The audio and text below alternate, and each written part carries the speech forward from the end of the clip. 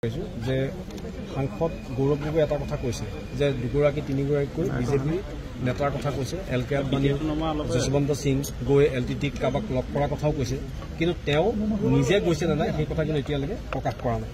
চাওক তেখেতে নৰেন্দ্ৰ মোদী ডাঙৰীয়াও পাকিস্তানলৈকে যোৱা কথা কৈছে, এল কে আদৱানী ডাঙৰীয়াও যোৱা কথা কৈছে। তেওঁলোকৰ যি ভিজিট পাব্লিক ডমেইনত আছিলে, নৰেন্দ্ৰ মোদী ডাঙৰীয়াই গৈছিলে সেইটো ৰাইজে জানিছিল, আদৱানী ডাঙৰীয়া গৈছিল সেইটো ৰাইজে জানিছিল, যশৱন্ত সিং ডাঙৰীয়া গৈছিল সেইটো ৰাইজে জানিছিল। গৌৰৱ গগৈ ডাঙৰীয়া যে গ'ল তেওঁ সেইটো ৰাজহুৱাকে প্ৰকাশ নকৰিলে। আৰু যেতিয়া আমি বাৰে বাৰে সুধিলো, মুখ্যমন্ত্ৰী ডাঙৰীয়া বাৰে বাৰে সুধিলে, তাৰ পৰা উত্তৰ দিয়াৰ পৰা তেখেত আঁতৰত থাকিলে।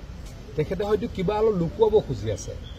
তাৰপাছত যেতিয়া উপায় নোহোৱাত এতিয়া তেখেতে অলপ উল্টা পুল্টা কথা কৈছে যে আকৌ কৈছো আদৱানী ডাঙৰীয়া গৈছিল, নৰেন্দ্ৰ মোদী ডাঙৰীয়া গৈছিল। মই আকৌ তেখেতক প্ৰশ্ন সুধিছোঁ যে নৰেন্দ্ৰ মোদী ডাঙৰীয়া যিদিনাখন গৈছিল তেখেতে টুইটাৰত টুইট কৰিছিল, ফেচবুকত প্ৰকাশ কৰিছিল, অফিচিয়েল ষ্টেটমেণ্ট দিছিল, বা এল কে আদৱানী যাওঁতেও সকলোৱে জানিছিল।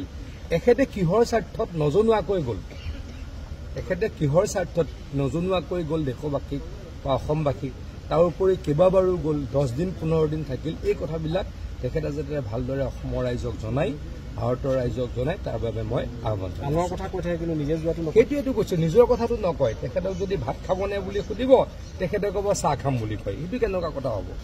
তেখেতে নিজে কিয় গৈছিল সেইটো কথা নকয়। আৰু মই জানাত, মই কনফাৰ্ম নহয়, মই জানাত মই কনফাৰ্ম নহয় বুলি কৈছোঁ।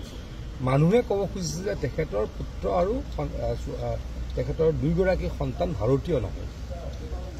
যদি তেখেতৰ নাবালক সন্তান ভাৰতীয় নহয় সেইটো দেশৰ কাৰণে এটা ভাল কথা নহয়। আৰু যদি হয় তেখেতে কৈ দিলেই হ'ল যে পীযুষ হাজৰিকাই ভুলকে কৈ আছে মোৰ ল'ৰা ছোৱালীকেইটা ভাৰতীয়, সেই কথাটো কৈ দিলেই হ'ল। তেখেতৰ পত্নী, মই ৰাতিপুৱাও আজি কৈছোঁ, তেখেতৰ পত্নী এগৰাকী ব্ৰিটিছ নাগৰিক, গতিকে অলপ দিনলৈকে তেওঁ ব্ৰিটিছ নাগৰিক হৈ থাকিব পাৰে, কিন্তু পৰৱৰ্তী সময়ত এজন ৰেছপনচিবল ভাৰতীয় চিটিজেনৰ পত্নী হিচাপে তেখেতেও ব্ৰিটিছ চিটিজেনশ্বিপটো ৰিনাউন্স কৰিব লাগে। সেইটো আজিলৈকে কৰা নাই বাৰু, সেইটোত মই নকলোঁ। কিন্তু যেতিয়া নাবালক পুত্ৰ সন্তান বা পুত্ৰী সন্তান ভাৰতীয় নহয়, কাৰণ তেওঁলোকে ৰিনাউন্স কৰিব নোৱাৰে। 8 বছৰীয়া 5 বছৰীয়া ল'ৰা ছোৱালীয়ে নিজে চহী কৰি নিজৰ নাগৰিকত্ব ৰিনাউন্স কৰিব নোৱাৰে। তেওঁলোকৰ নাগৰিকত্ব কোনে ৰিনাউন্স কৰে? পিতৃ মাতৃয়ে। সেইটো কৰাৰ অভিযোগ আহিছে, মই তেনেকৈ শুনিছোঁহে, মই অভিযোগ কৰা নাই, ৰাইজে কৈ আছে। সেই অভিযোগটোৰ উত্তৰটো গৌৰৱ গগৈ ডাঙৰীয়াৰ পৰা আমি বিচাৰিছোঁ। কাৰণ তেখেতে যদি কৈ দিলেই হ'ল আমি মানি ল'ম, আমিতো নাজানো হয়নে নহয়। ৰাইজে কৈ আছে যে গৌৰৱ গগৈ ডাঙৰীয়াৰ ল'ৰা ছোৱালীকেইটাই ভাৰতীয় নাগৰিকত্ব ত্যাগ কৰিছে। যদি ত্যাগ কৰা নাই তেখেতে কৈ দিলেই হ'ল। এই কথাকেইটাকে নকৈ তেখেতে উল্টা পুল্টা কথা কৈ আছে। মই তেখেতক অনুৰোধ কৰিছোঁ, তেখেত ভাৰতবৰ্ষৰ সাংসদ এগৰাকী, অসমৰ এগৰাকী সাংসদ, লোকসভাক তেওঁ প্ৰতিনিধিত্ব কৰে, যোৰহাটৰ ৰাইজক প্ৰতিনিধিত্ব কৰে।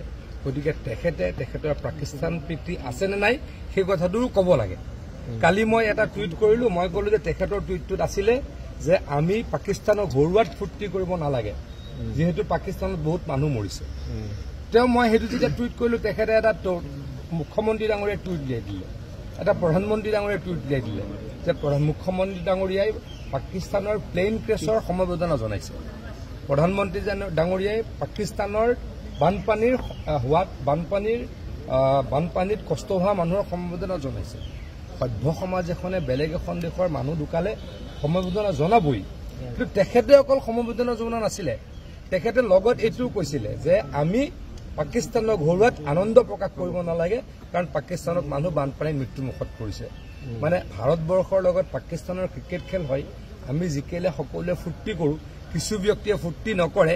সেই ব্যক্তিসকলে এজন হৈ পৰিছে গৌৰৱ গগৈ ডাঙৰীয়া। গৌৰৱ গগৈ ডাঙৰীয়া, পাকিস্তানক আমি যুদ্ধত হৰুৱাওঁ, আমাক সেই ফূৰ্তিটোৰ পৰা বাৰণ আপুনি নকৰিব। পাকিস্তানক আমি ক্ৰিকেটত হৰুৱাওঁ, সেই ফূৰ্তিৰ পৰা আমাক আঁতৰাই ৰাখিবলৈ চেষ্টা নকৰিব।